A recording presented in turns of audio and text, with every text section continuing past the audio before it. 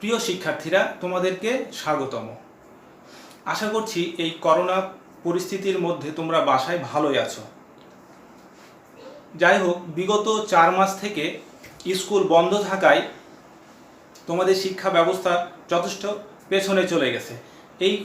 তোমাদের কথা চিন্তা করে বাংলাদেশ সরকার অনলাইন শিক্ষা ব্যবস্থা কার্যক্রম হাতে নিয়েছেন।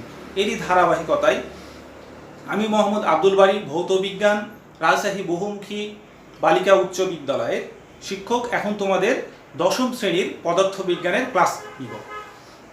তোমরা যারা 10ম শ্রেণীতে আছো তারা তো এইবার 2021 সালে এসএসসি পরীক্ষা দিবা। অলরেডি আমি যে অধ্যায়টা নিয়ে আলোচনা করব সেটা হলো পদার্থবিজ্ঞানের দ্বিতীয় অধ্যায় গতি, যেটা তোমরা 9-এ পরীক্ষা দিয়েছো। তো আমি এখানে এটা এই কারণে আলোচনা করব যে এসএসসি পরীক্ষায় কেমন টাইপসের কোশ্চিন আসতে পারে এখান থেকে, বা তোমরা কি কি প্রবলেমে অলরেডি কি কি প্রবলেমে পড়তে পারো, বা কি কি সমস্যা তোমরা যখন সমাধান করো তখন কি কি সমস্যা তোমাদের সামনে আসে, এই সব কিছু মাথায় রেখে আমার একটা ক্ষুদ্র প্রয়াস। আশা করি তোমরা এই ক্লাসটা উপভোগ করবে। তো ঠিক আছে, আসো শুরু করা যাক। তো আমরা এখন ক্লাস নিব পদার্থবিজ্ঞান,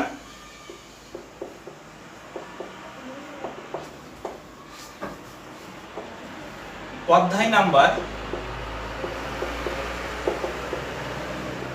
2, এবং এটা হলো গতি চ্যাপ্টার গতি।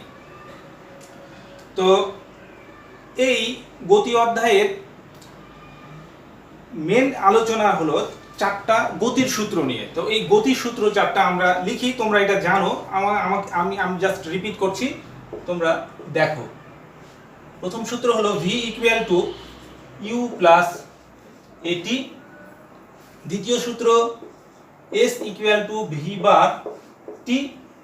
তৃতীয় সূত্র s = ut + ½ at²। এবং চতুর্থ সূত্র v² = u² + 2as। এখানে দেখো যে আমরা এখানে v বার ব্যবহার করেছি। v বারটা কি? v বারটা হলো গড় বেগ।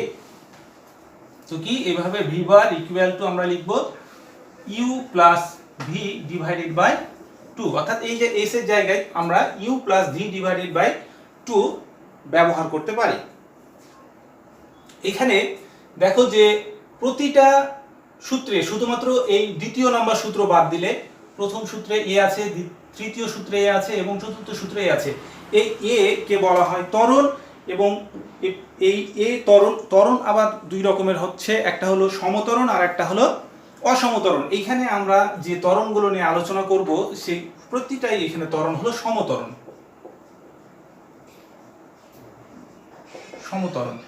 এছাড়াও আমি তোমাদের স্মরণের জন্য বলে দিচ্ছি, এখানে ভিটা হলো শেষ বেগ, ইউটা হলো আদি বেগ, টিটা হলো সময়, এসটা হলো বস্তুর সরণ।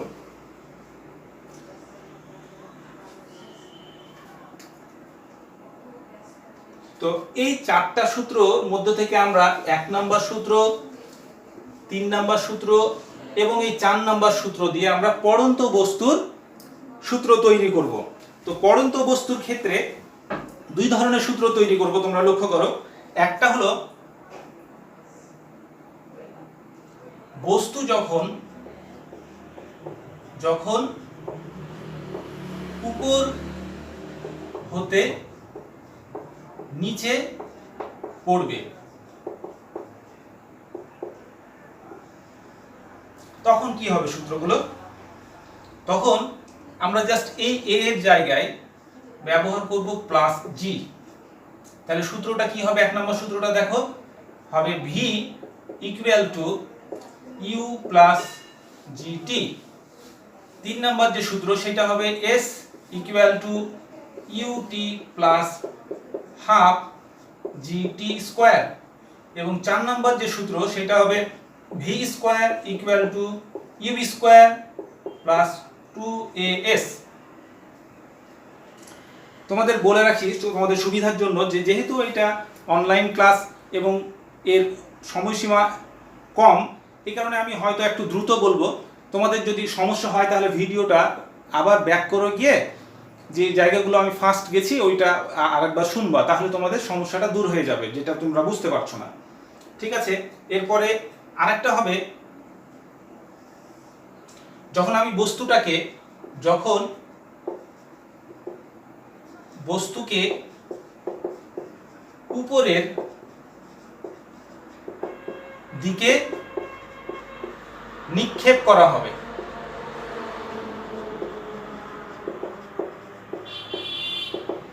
যখন বস্তুকে উপরের দিকে নিক্ষেপ করা হবে তখন দেখো এই এটা যে ছিল এটা হয়ে যাবে, ত্বরণটা হয়ে যাবে -g, এবং সূত্রগুলো তখন হবে এমন যে দেখো এখানে v = u - gt হবে। এখানে এই যে s এর যে দ্বিতীয় নম্বর সূত্রটা আছে, এখানে s = হবে ut - ½ gt², এবং সব লাস্টের যেটা সেটা হবে v² = u² - 2gs। এখন দেখো যে আমরা এই যে পড়ন্ত বস্তুর ক্ষেত্রে নিচে পড়া বা উপরে ওঠা, এই ক্ষেত্রে বস্তুটা এমন হবে যে দেখো এই জাস্ট এটা যদি ভূমি হয় তো আমি ভূমি থেকে ওটাকে উপরের দিকে উঠিয়ে দিলাম। এই কারণে আমরা সমতলের ক্ষেত্রে এইগুলো ছিল সব সমতলের ক্ষেত্রে যে এসটা ব্যবহার করেছি, ওই এস এর জায়গায় আমরা সব এইচ ব্যবহার করব। তাহলে এই যে এস যেগুলো আছে এই জায়গাগুলোতে আমরা এইচ ব্যবহার করব। তাহলে এখানে আমরা লিখছি এইচ, এখানে লিখছি আমরা এইচ, এখানে আমরা লিখছি এইচ, আর এখানে লিখছি আমরা এইচ। এই জিনিসটা লক্ষ্য করবা। ঠিক আছে, আমরা এখন এই সূত্রগুলো ব্যবহারিক প্রয়োগটা দেখি। আমরা প্রথমে দেখব যে বস্তু যখন উপর থেকে নিচের দিকে পড়বে, আমরা মিশিয়ে দিচ্ছি, এটা আপাতত এখন দরকার নেই।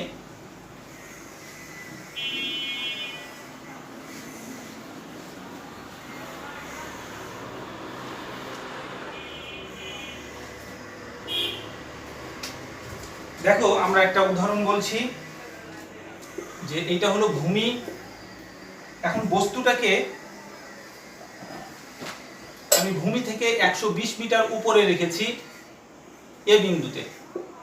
এ থেকে এই বস্তুটাকে যদি ছেড়ে দেওয়া হয়, আমার প্রশ্ন হলো এ থেকে যদি বস্তুটাকে ছেড়ে দেওয়া হয় বি এর দিকে, অর্থাৎ ভূমির দিকে যখন আমি ছেড়ে দিব, তখন 1.8 সেকেন্ড পর বস্তুটির বেগ কত হবে? তাহলে আমরা দেখো এইখানে যে তিনটা সূত্র আছে, এই তিনটা সূত্রের মধ্যে একটা সূত্রে অ্যাপ্লাই করব। সূত্রটা আসবে বি। আমাদের দরকার হলো বস্তুটির বেগ। আমার দেওয়া আছে কি সময় টি। দেখো এখানে আমরা বেগ, বস্তুটার বেগ দেওয়া আছে, সরি বেগ, আমরা বেগটা বের করতে চাচ্ছি, আর টিটা দেওয়া আছে, আর ইউটা আমরা জানি না, কিন্তু এখানে বলে দিয়েছে যে এ বিন্দু থেকে পড়ছে। তোমাদেরকে সবসময় মনে রাখতে হবে, যদি প্রশ্নে কখনো উপর থেকে পড়ার কোনো বস্তুর কথা উল্লেখ থাকে তাহলে বস্তুটার আদি বেগ u = 0 ধরে নিতে হবে। তাহলে আমরা দেখতে পাচ্ছি যে ভি আমরা জানি, ভি আমরা বের করতে চাচ্ছি, ইউ আমরা অলরেডি জানি, আর টি তো এখানে দেওয়া আছে। তাহলে আমরা এই সূত্র, ফার্স্টের যে সূত্র এটা প্রয়োগ করব। তাহলে v = u + gt। তা ইউ হলো 0 আদি বেগ, স্থির অবস্থান থেকে বস্তুটা পড়ছিল। যদি উল্লেখ না থাকে তাহলে বুঝে নিতে হবে যে স্থির অবস্থান থেকে পড়ছে। প্লাস জি, আমরা অলরেডি জি এর মান জানি 9.8, এবং টি এর মান হলো 1.8। আমরা যদি এখন ক্যালকুলেশন করি, আমার কাছে ক্যালকুলেশন করা আছে, সহজে আমরা বসিয়ে দিচ্ছি। এটার মান হবে 17.64, যেহেতু বেগ কাজের একক হলো মিটার/সেকেন্ড। তাহলে এই হলো একটা সমস্যা, যখন বস্তুটা উপর থেকে নিচের দিকে পড়বে তখন সব সময় প্লাস ব্যবহার করবা। আর এই তিনটার মধ্যে যে কোনো একটা সূত্র যখন যেটা আসবে, তোমার তথ্য যেভাবে সাপ্লাই দেওয়া থাকবে ওই তথ্য অনুসারে তোমাকে এই সূত্রগুলো ব্যবহার করে সমাধান করতে হবে। তো এরপরে আমরা যাই দ্বিতীয় সমস্যার ক্ষেত্রে। মিশিয়ে দিলাম। দ্বিতীয় সমস্যাটা আমরা এখানে বলবো যে বস্তুটি যখন উপর হতে নিচে না দিয়ে বলবো নিচ হতে উপরে উঠবে বা নিক্ষেপ করা হবে। তাহলে এই সূত্রটার এই প্রতিটা জায়গায় দেখো যে এই প্লাস জি এর জায়গায় মাইনাস জি হয়ে যাবে, এটা আমরা অলরেডি জানি, কাজে এগুলোকে আমরা সব মাইনাস করে দিলাম।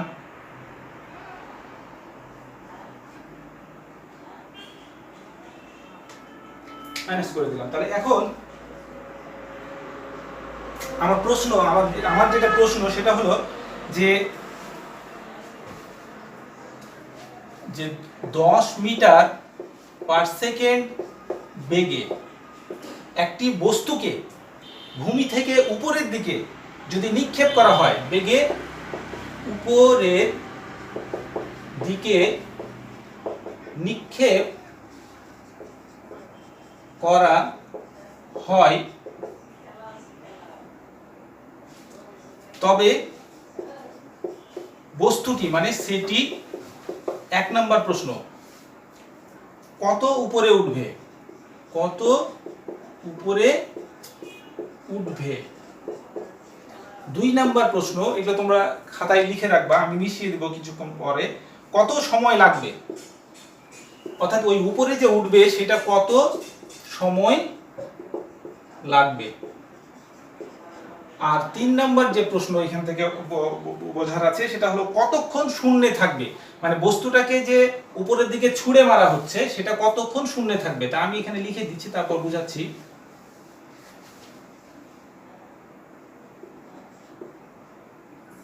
আচ্ছা, এখানে আমি শুধু লিখি যে শূন্যে থাকার সময় কত।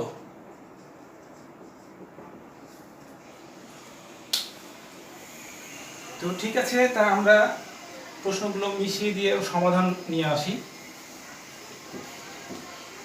1 নম্বর প্রশ্ন ছিল কত উপরে উঠবে। তা 1 নম্বর প্রশ্নের উত্তর হবে, যে সূত্রটা অ্যাপ্লাই হবে সেটা হলো যে v square equal to u square minus 2gh। এই এইচটা হলো বস্তুটা কত উপরে উঠবে। আর আমরা এখানে বলে দিয়েছি যে বস্তু যখন নিচ থেকে উপরে উঠবে তখন আমরা মাইনাস জি ব্যবহার করব।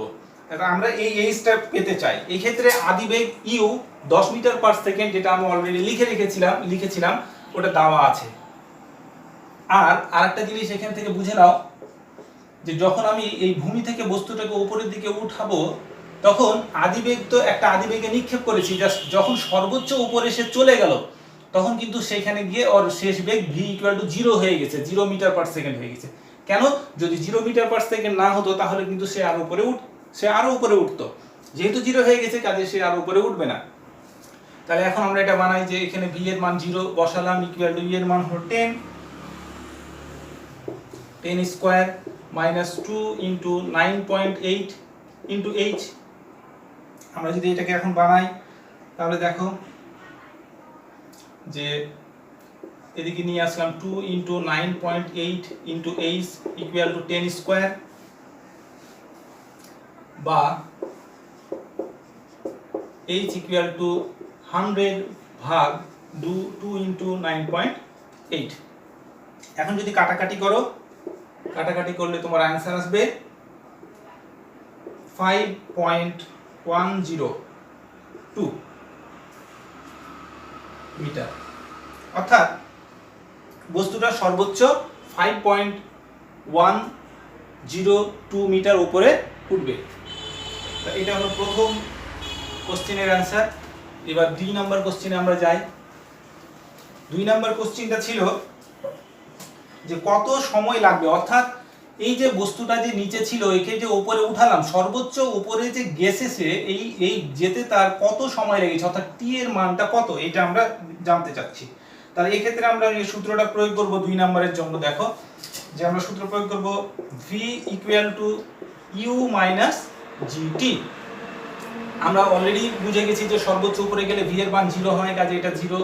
ইউ তো আমরা জানি 10 মাইনাস জি, জি এর মান 9.8 আর টি তো টি থাকলো। তাহলে এখানে দেখো এটা যদি আমরা বানাই বা যে টি ইকুয়াল টু 10 ডিভাইডেড বাই 9.8, তাহলে এটা যদি কাটাকাটি হয় ক্যালকুলেটর টিপে আমরা ক্যালকুলেশন পাবো যেটা 1.0204 সেকেন্ড। এটা এ হলো 2 নম্বরের অ্যানসার। এর পরের ঘটনাটা দেখো, যে পরে 3 নম্বরে যেটা বলছি আমরা, 2 নম্বরটা মিশাই দিই। 3 নম্বরে আমরা বলছি যে বস্তুটা কতক্ষণ শূন্যে থাকবে, অর্থাৎ ভূমি থেকে সে অলরেডি উপরে গেছে, শূন্যে আছে, আবার নিচে আসছে, তাহলে এই টোটাল সময়টা অর্থাৎ যাওয়ার সময় এবং আসার সময় এই সময়টুকু সে শূন্যে ছিল। তাই আমাকে এখন, আমি তো আগের অঙ্কে শুধু বের করলাম যে উপরে যেতে কত সময় লেগেছে, কিন্তু এখন আমাকে বের করতে হবে যে উপরে গেল আবার নিচে আসলো, এইতে টোটাল তার কত সময় লাগলো। তাহলে এখন আমরা এই জন্য একটা সূত্রটা অ্যাপ্লাই করব, সেটা হলো h। 3 নম্বরের দেখো h equal to u t minus half g t square. আরেকটা জিনিস লক্ষ্য করো যে যখন বস্তুটা শূন্যে ছিল, আমি বলছি যে দেখো তখন কি হয়েছিল, বস্তুটা জাস্ট আমি যদি এটা নাম দিই এ থেকে বিতে গেল, বি থেকে আবার এতে আসলো, এতে বস্তুটার সরণ কতটুকু হলো দেখো, উপরে গেল আবার নিচে আসলো, তাহলে সরণ তো হলো 0, উপরে গেল আবার 0 আসলো, তাহলে হাইটটা 0 হয়ে গেল না, এই ইকুয়ালটা 0 হয়ে গেল। তো এই কাজে আমরা এখানে h এর মান 0 বসাবো, ইকুয়াল টু আদিবেগ আমরা জানি অলরেডি যে 10, আর সময় এখানে আমরা সময় যেহেতু যাওয়া আসা এক সময় ছোটটি ব্যবহার করেছি, এখানে আমরা বড়টি ব্যবহার করব, তাহলে 10 * t minus half G W টি এর উপর স্কয়ার।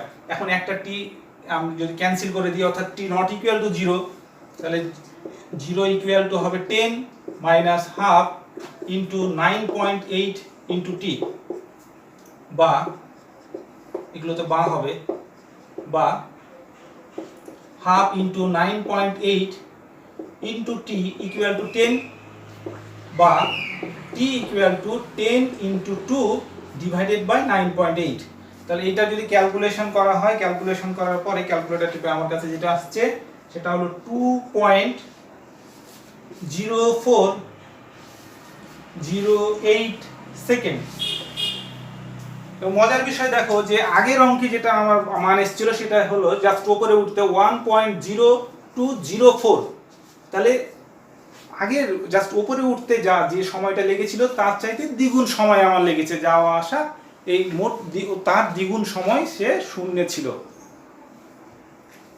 তাহলে ওকে আমার এই বস্তু উপর থেকে নিচে ফেলা এবং নিচ থেকে উপরে নিক্ষেপ করার ক্ষেত্রে কি কি সমস্যা আমরা পড়তে পারি, বা যত ঘোরাই দেখ না কেন ঘটনাগুলো এইরকমই থাকবে। কাজে এই জিনিসগুলো তোমরা যদি বুঝে যাও, তাহলে কোশ্চেনটা যেভাবে আসবে তোমরা তখন ইনস্ট্যান্ট একটু চিন্তা করে অ্যান্সার করতে পারবা আশা করি।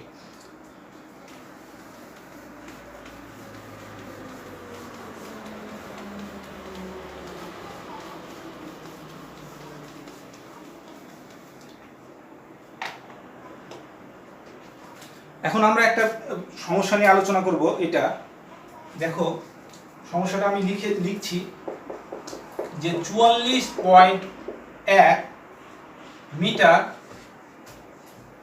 গভীর কূপে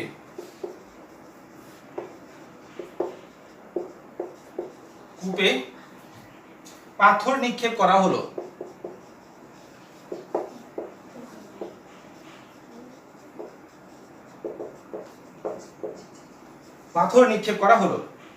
কূপের মধ্যে শব্দের বেগ দেওয়া আছে, যে কূপের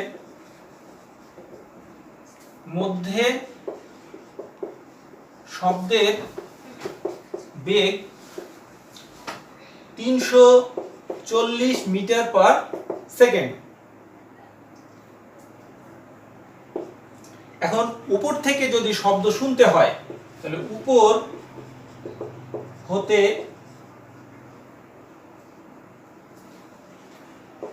পাথর পতনের শব্দ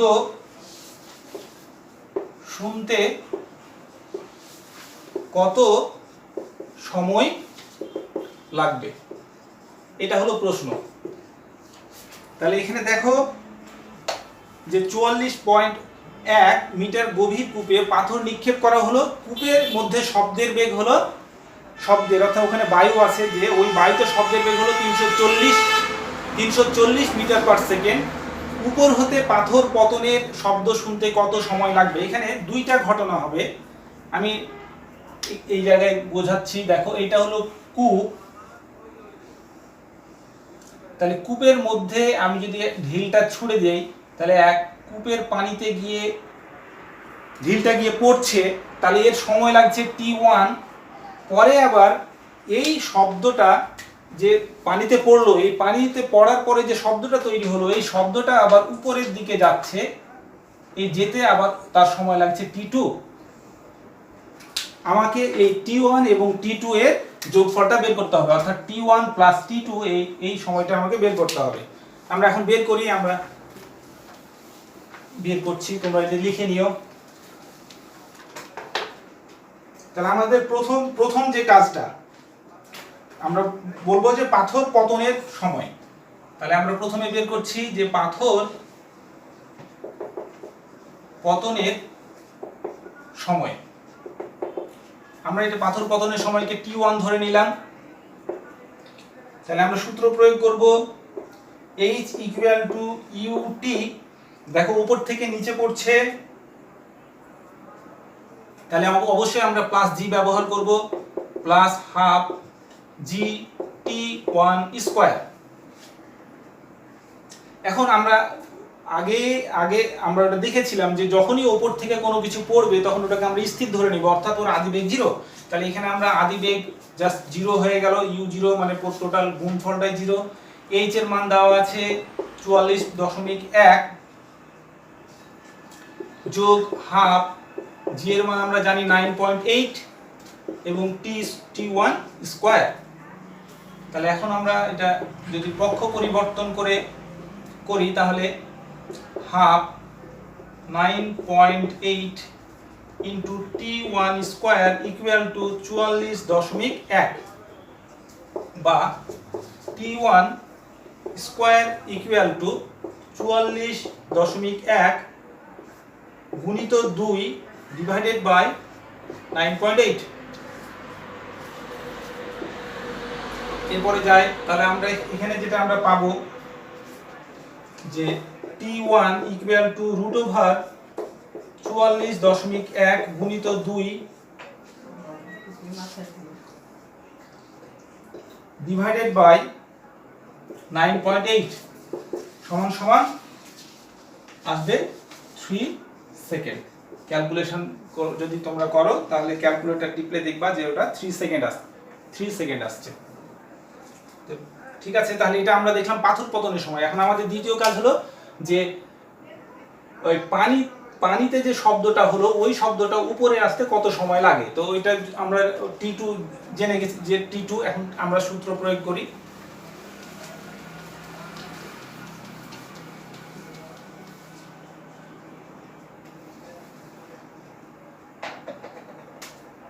তাহলে এখানে আমরা বলি যে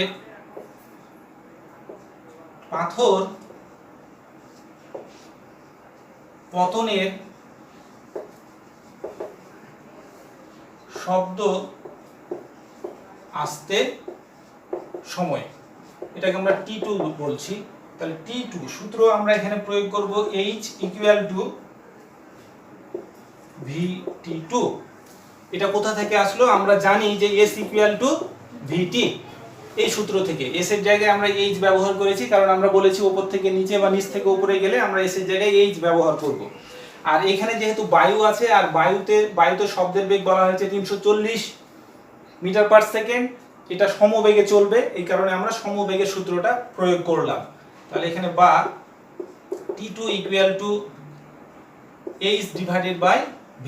এখন h এর মান হলো 44.1 আর v এর মান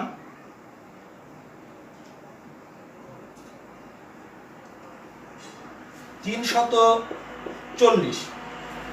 তাহলে আমরা যদি এখন ক্যালকুলেটর প্রেস করি তাহলে ক্যালকুলেটরের মান আমার যেটা আসবে সেটা হলো 0.13 সেকেন্ড।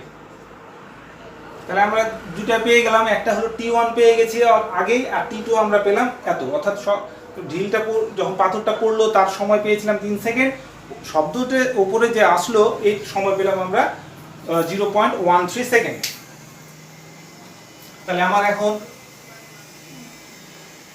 যেটা চেয়েছিল যে শব্দ শুনতে আমার কত সময় লাগবে, তা আমার এখন বলে দিচ্ছি যে তাহলে শব্দ শুনতে সময় লাগবে t equal to t1 plus t2। t1 এর মান আমরা পেয়েছিলাম 3 আর t2 এর মান পেলাম আমরা 0.13 সেকেন্ড। তাহলে এখানে যেটা হবে 3.13 সেকেন্ড। এই হলো তোমাদের সমস্যা।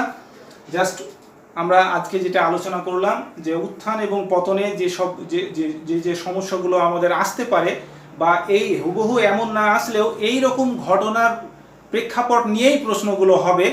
কাজে এই জিনিসগুলো তোমরা যদি, এই মৌলিক বিষয়গুলো যদি তোমরা মাথায় রাখতে পারো এবং আরও অধিক চর্চা করো, বিভিন্ন জায়গা থেকে কালেকশন করে তোমরা বান্ধবীদের, বন্ধু বান্ধবদের সাহায্য সহযোগিতা নিয়ে, তাহলে আশা করছি যে এই রকম সমস্যা তোমাদের সহজেই সমাধান করতে পারবা। এখন আমাদের অধ্যায়টা তো আর পুরোটা শেষ হলো না, আমরা পরবর্তীতে আরও যে সমস্যাগুলো এই অধ্যায় থেকে হতে পারে সেই সমস্যাগুলো নিয়ে আমরা নেক্সটে আলোচনা করব। তো এইটা আমরা পার্ট 1 দিয়ে আপাতত এখানে বিদায় নিচ্ছি। আল্লাহ তোমাদের ভালো রাখো। আল্লাহ হাফেজ।